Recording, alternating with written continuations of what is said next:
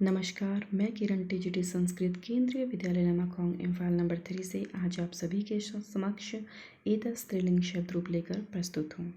तो बच्चों, जैसा कि आप सभी को पता है, जो कि एतत् शब्द है वो सर्वनाम शब्द है। अब सर्वनाम शब्द होते क्या हैं? संख्या शब्दों के स्थान पर हम जिन शब्दों का प्रयोग करते हैं बच्चों, उन्हें हम सर्वनाम शब्द कहते हैं। अब सर्वनाम शब्द जैसे हम किसी भी राम, श्याम, लता, कविता, इन शब्दों के स्थान पर जिन शब्दों का प्रयोग करते हैं उन्हें हम सर्वनाम शब्द कहते हैं। जो एतत् शब्द है वो भी एक सर्वनाम शब्द है जिसका अर्थ होता है यह, और वो तीनों लिंगों में चलता है। ठीक है। अब यहाँ पर अन्य उदाहरण दिए हैं, यत्, किम, तत्, अस्मत् और युष्मत्।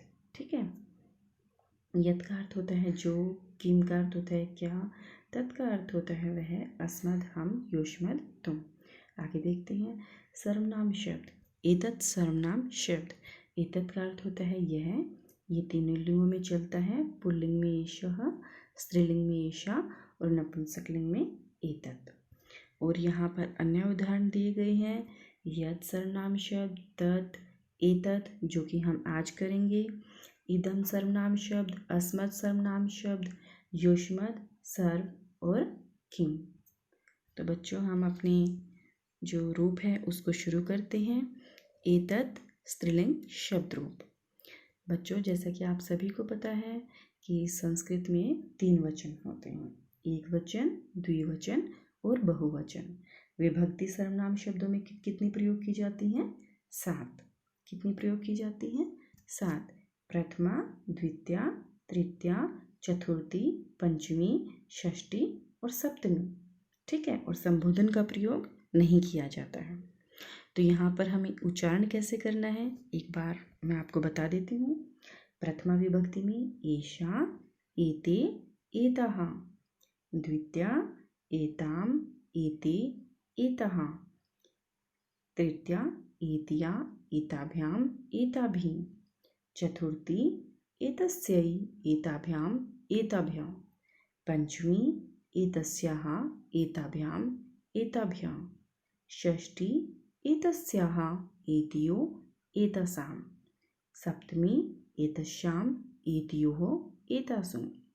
तो बच्चों, इस तरह से इसका उच्चारण किया जाता है। और जो इसमें द्विवचन है, इसमें जो प्रथमा और द्वितीय विभक्ति का जो द्विवचन रूप है वो समान होते हैं। तृतीया, चतुर्थी, पंचमी का जो द्विवचन रूप है वो समान होता है। और इसी तरह से षष्ठी और सप्तमी का एतयोः द्विवचन में समान होता है। ठीक है। इसी तरह से बहुवचन में प्रथमा और द्वितीय का रूप समान रहेगा। और यहाँ पर चतुर्थी, पंचमी का रूप एताभ्यः बहुवचन में समान रहेगा। ठीक है। और इसी तरह से पंचमी और षष्ठी में एतस्याः रूप समान चलेगा एक वचन में। बच्चों, जब हमें शुरुआत में सभी चीज़ें मुश्किल लगती हैं, लेकिन जैसे जैसे हम किसी भी चीज़ का अभ्यास करते हैं हमें वो अच्छे से याद हो जाती हैं। तो आपको इसे 2 से 4 बार अच्छे से इसको उच्चारण करना है और याद करने का प्रयास करना है। तो बच्चों, मैं इसका एक बार हिंदी अर्थ भी आपको बता देती हूँ। ईशा का अर्थ होता है यह, स्त्रीलिंग में यह, ये दो, ये सब।